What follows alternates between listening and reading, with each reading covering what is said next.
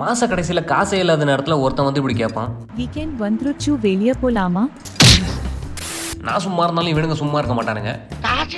கையில் 150 ரூபா வச்சுக்கிட்டு வழக்கம் போல பிரியாணி சாப்பிட்டு வீக்கெண்ட் முடிச்சிடலாம்னு நினச்சிட்டு இருக்கும்போது அப்படியே ஆப்போசிட்ல நம்ம நண்பர் ஆல்ரெடி பிளானோட உட்காந்துருந்தாப்புல. சரி நானும் வரேன், காசு தெரியா? நான் வரேன்னு சொன்னா அப்படியே பிடிச்சி இழுத்து போட்டு போயிட்டானுங்க. சரி அப்படி எங்க தாண்டா போறோம்னு கேட்டீங்கன்னா, ஹைதராபாத்ல ஐக்கியான்னு ஒரு பெரிய ஃபர்னிச்சர் வேர் ஹவுஸ் இருக்கு. இந்தியாலே one of the largest furniture கடை. நீங்க ஹைதராபாத்ல இருந்தீங்கன்னா கண்டிப்பா பார்க்க வேண்டிய இடம். அதெல்லாம் நாங்க பாத்துக்கிறோம், நீ கம்முனு இரு. இங்கே அப்படி என்னடா ஸ்பெஷல்னு கேட்டிங்கன்னா, இது ஜஸ்ட் ஃபர்னிச்சர் கடை இல்லை.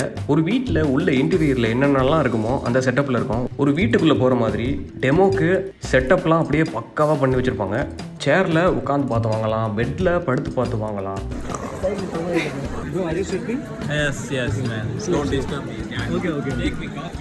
டிவி சும்மா பார்க்கலாம். பாத்ரூமில் அப்படி பண்ண முடியாது.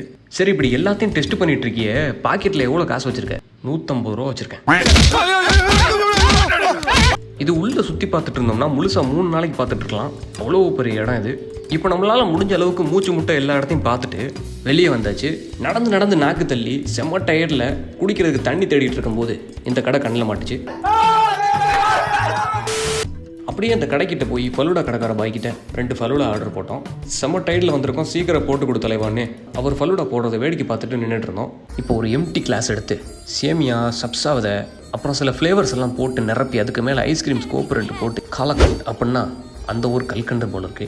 டூட்டி ஃப்ரூட்ஸு நட்ஸ் எல்லாம் போட்டு மிதக்க விட்டு லாஸ்ட்டாக சாக்லேட் சிரப்பெல்லாம் ஊற்றி விட்டு இப்போ சாப்பிட்றா அப்படின்னு கொடுத்தாப்புல. இப்போ எடுத்து சாப்பிட போகிறேன். சியர்ஸ்.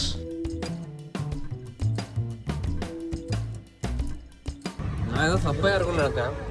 பரவாயில்ல, சமையாக அண்ணே ஃபலூடா அருமையாக இருந்துச்சுண்ணே. வரட்டா? 80 ரூபாய் காசு கொடுத்துட்டு கிளம்பு. இப்போது ஃபலூடா டாஸ்க்கை பக்காவாக முடிச்சுட்டு பக்கத்தில் நைட்டு ஏதாச்சும் லைட்டாக சாப்பிட்டு போயிடலான்னு பிளான் பண்ணிட்டு இருக்கும்போது எனக்கு ஒரு இடம் தெரியும் அப்படின்னு சொன்னான் இவன்.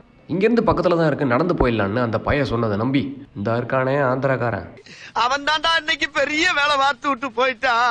இன்னும் எவ்வளோ தூரம்டா நடக்கணும்னு அவன்கிட்ட கேட்டதுக்கு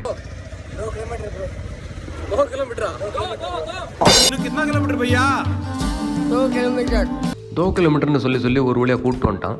இதான் அந்த ஸ்பாட். இந்த ஏரியா பேர் டிஎல்எஃப் ஃபுட் ஸ்ட்ரீட்டு. சாயங்காலம் 5 மணிலேருந்து ஆரம்பித்து விடிய வியாபாரம் பண்ணிட்டு இருப்பானுங்க. ஸோ அப்படியே அந்த ஏரியாக்குள்ள நுழைஞ்சு சுற்றி முற்றி பார்த்துட்டு நேராக இந்த ஷவர்மா கடைக்கில் வந்தாச்சு. ஏன்டா இந்த கடைக்கு வந்தீங்கன்னு கேட்டிங்கன்னா, இந்த கடை தான் கூட்டம் இல்லாமல் இருந்துச்சு. இந்த ஏரியாவில் எந்த கடைக்கு போனாலும் க்ரௌடு இருந்துக்கிட்டே இருக்கும். கடைக்காரர் கிட்ட போயிட்டு அண்ணன் 2 ஷவர்மா 2/6ன்னு சொன்னோம்.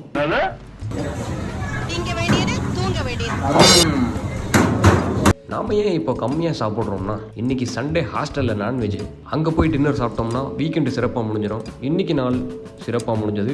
சரி அப்போ நான் போயிட்டு வரட்டா? உங்கள் கருத்துக்களை கமெண்ட் செய்யவும்.